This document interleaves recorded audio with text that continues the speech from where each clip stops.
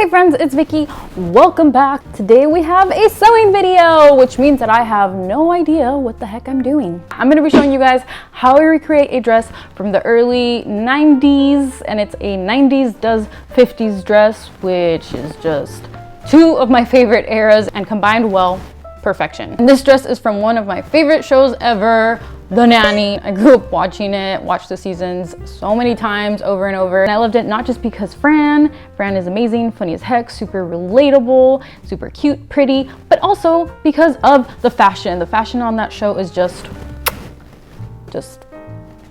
awesome. The show's costume designer, Brenda Cooper, did such a good job with all of the outfits on that show. They're like some of my favorite looks from the 90s, just general 90s like goodness, but also a lot of the outfits that Fran would wear had a vintage twist to them, very much like more on the 60s mod side. But then you also had some pieces like this dress that I'm recreating that very much did like 50s. And actually this dress specifically, Brenda in an interview, the designer said that she paired it with a true vintage 1950s hat. So the hat that you see Fran wearing with this dress on the show is from the 1950s, which makes sense. And this dress I think it's from episode 21 from the first season. So that means that this dress is from like 1993, 94, early 90s. There are obviously no stores open right now, well, because pandemic, hello. So I had to get a little thrifty and resourceful with my materials, but also I wanted to keep it a thrifty and cheap DIY. So I used a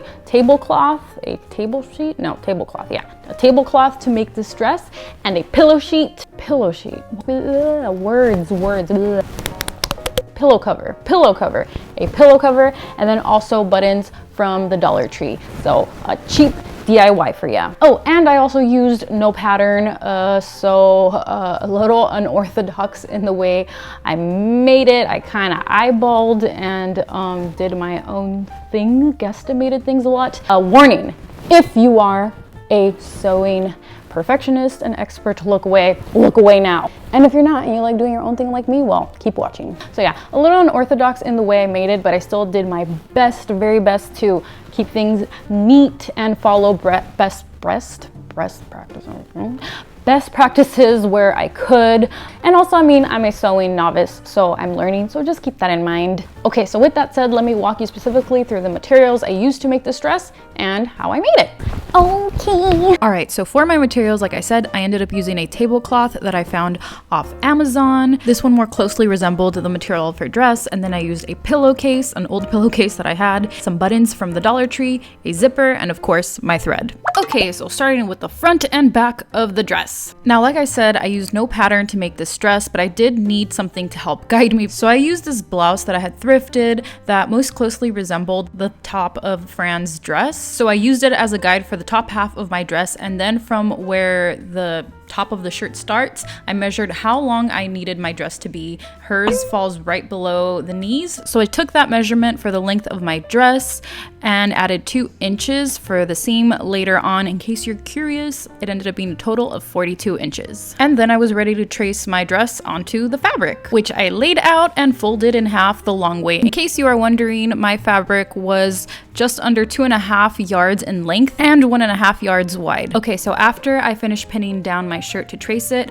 I measured down the length and marked it, so 42 inches. And then from the bottom of the shirt, from where my hips would start, I started tracing down with my chalk. I did make sure that for the widest part of my body, which is my booty, I had the right measurements there and some inches. Like I think I added like 2 extra inches on each side, just because I wanted to make sure that it was going to fit me. For the shirt, it is pretty loose, so I knew that I was fine there and I would have to take it in anyways. But from the hips and whatnot, I knew that I needed it wider because I am curvier. So I just made sure that even though I was kind of doing this blindly, from the waist and hips, I had the right measurements and I had extra material to work with. You'll see what I'm talking about in just a bit. Oh, and from the chest and armpit area, I also traced out about 1 inch out more in order to take that in and add the sleeves later on. As you can see, I didn't trace the sleeves, I just traced what would be the top from the chest all the way to the bottom. And then I was ready to cut out. I mean, really the thing here for me, since I was doing things a little blindly, was making sure I had more material to work with, because it's better to take it in than not have enough material and then it doesn't fit you. So after I had my pattern cut, I folded it in half just to double check, make sure things were even. If there was anything that was larger on one side than the other, I cut that down. I also measured again at the waist to make sure that it was the right measurement plus the few inches. And I tried it on to really make sure. As you can see, right now it still looks like a sack of potatoes. It needs some taking in, but that's fine. This is what I needed. Now I was gonna go ahead and cut out the sleeves. For the sleeves, I traced out only the sleeve portion of my shirt that I'm using as my guide for the top half, and I added an extra inch or half an inch, I believe it was, at the top of the sleeve, so like around the shoulder and the armpit, to make sure that I had enough material to sew it onto the dress later. And so after I had my sleeves cut up, I just put them against the pattern of the body of the dress just to make sure everything more or less aligned nicely. After that, I took the piece of fabric that would be for the backside of my dress, I folded it in half, and then I cut it in half the long way, and that was in order to attach the zipper. And I actually ended up using a longer zipper than the original one that I first showed you guys. This one goes like all the way down to my backside. I pinned that in, folding the fabric on each side of the zipper about half an inch, and then I just stitched everything on. Once the back side of my dress was ready, then I layered it on top of the front side of my dress, and I was ready to pin things in order to sew it. And as you can see, I lost half an inch on each side, but that's okay because I gave myself extra room and fabric to work with when I first cut the pieces out. And this was the first take. As you can see, it looks a little less potato-y, but it still needs some work. So I turned the dress inside out and I marked at the hips. I had to take it out a little bit. So I marked that area, and then also with some pins, I took in the waist. It's almost like going back and forth a little bit, but when you have no idea what you're doing and you don't have a pattern, for me at least, this was the best way of doing it. Oh, and for the waist, I also marked where to stop taking it in, because at the top it fit me like around the chest, it fit me right, so I wanted to make sure I didn't take that part in. And then after I had everything pinned in place, I just measured one more time the waist to make sure that it was the right size that I actually needed it to be this time. And after that, I sewed everything in place. Now it's looking much better. Now we're ready to add the arms. Wait, no, the sleeves. I did this whole part inside out, of course, connecting the sleeves to the dress only from the armpit area, sandwiching the fabric about 1 inch in, which is why I gave myself an extra inch when tracing these parts earlier. After I pinned everything in place before sewing, I just turned it inside out to make sure that it more or less looked okay, and then I sewed everything up. Time to make the collar! So I tried the dress on again after I sewed on the sleeves. I need a mannequin, I don't have one, and I measured the chest area, the very top of the dress, to see what length I needed for the material that would be the white collar, like the one that the Nanny has going on her dress. So I was gonna make this out of my pillowcase, but I didn't want to do it super blindly. So with some wrapping paper, I made a little teeny pattern. I know I said no pattern, but it's technically not a store-bought pattern. So I took the measurement, half of the measurement from my chest that I had measured around earlier, and I added 1 inch. So half of my collar plus 1 inch for me was 22 inches in length, and then for width, I did 10 inches because I knew that I wanted the widest part of the collar to measure around 4 inches. So when folded in half, that would be 5, having that extra inch to take in and attach it to the dress. And as you can see, once I had that cross, the length and the width, I connected everything together to kind of form a football shape. And then I just pinned it onto my pillowcase fabric and I cut it out. And I cut out 2 pieces because remember, one of these pieces represents half of the collar section, so 2 pieces put together goes all around the dress. After that, I ironed my 2 collar pieces out, folded them in half, gave them another nice press to make sure everything's neat. I pinned it in about 1 inch, making sure I left one end open so that I could turn it inside out after I sewed it. And before pinning the collar onto my dress, I did mark where the front center of that was so that it wouldn't be lopsided. I ironed out the collar section of the dress 1 inch in order to have that section to sandwich with the collar. As you can see here, this is what I did. I'm not sure if this is the right way to do things. I've never made a collar or sewn one, so that was just my way. I do wish I would have made the collar a little wider to better resemble hers, but alas. Then after sewing in the collar, I just hand stitched the sides to avoid it lifting. The sleeve cuffs! I've never made cuffs. So I took some sleeves from a shirt I had that resembled hers when folded up. Hers are like pointy at the ends, and then I traced those onto my wrapping paper, but I made sure that the top corners I traced out a little bit more because mine was still not like big enough. Hers are a little bit bigger.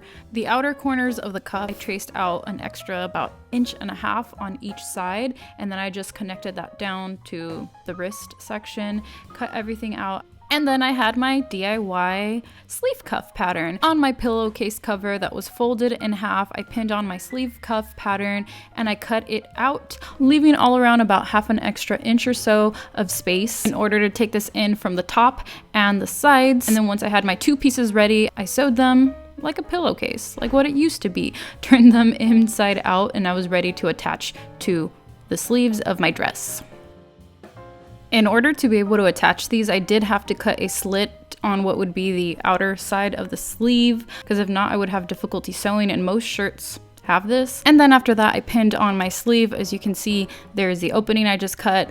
I ended up sewing that back shut because I wasn't gonna make this like a proper fancy sleeve. Usually there's a button on the outside there, but I didn't have time for that. And this is what my final improper sleeve cuff looks like. As you can see, I close that side out and then you can just fold it back. I did give it a nice press, and then those outside corners I ended up sewing shut because I didn't want to make a buttonhole, because quite frankly I wasn't going to use it, which is fine, it's fine. And then finally it was time for the buttons, which I sewed onto the outer corner of my sleeve cuff as well as down the front center of my dress. Ended up doing my hair and makeup in order to show you guys the final dress. So I did some classic eye makeup like Fran always had, along with some red lips and some big old curly hair. And now we're ready for the reveal.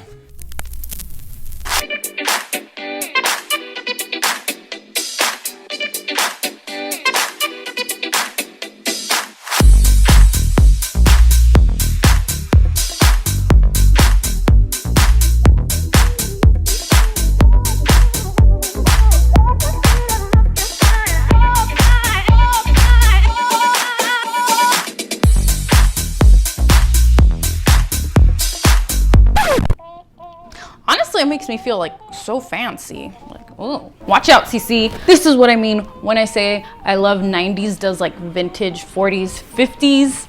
This exactly. I think that's also why I'm a big fan of the 90s. Honestly, new favorite dress, especially because it is #me-made. A little 90s vibes, a little 50s vibes, and then with the hair, a little 40s. So yeah, it works all over the place, just like me. I feel like Fran is my soul sister. The big hair, the loudness. I absolutely freaking love her. It's obviously not perfectly made. There's probably some inconsistencies, especially since I freehanded a lot of this. But it works. It looks cute. I mean, the sleeves are equal for the most part. It fits me, which comes to show that even if you're not an expert, you can still try. I mean, a lot of like sewing, I think is like practicality and just using your noodle and like thinking things through a little bit more. Like, I'm a big DIYer, and actually when I started out this channel, before it was like about vintage style only, I did a lot of DIY videos. And when DIYing and doing things yourself, like, you have to use common sense, and like, you know, I always try looking for ways to do things differently or an easier way. I mean, easier is not always better, but you know what I mean? And so I feel like with sewing, applying some of those like same principles, I guess maybe, you can get away with it. And like with anything that you're new, just take your time. Thank you for joining me in this retro remake. Hope you guys enjoyed watching it. If you like this video, like this video. Don't forget to subscribe if you have not already for more content like this one. Also, cannot forget, I cannot believe that this channel just hit 5,000 subscribers. Thank you to viewers like you. Thank you so much for all your support, your continued love. 5K, that's pretty freaking awesome. Hoping you are all well. Sending you as always a super duper big virtual hug wherever it is that you are in the world, and I will see you in my next video.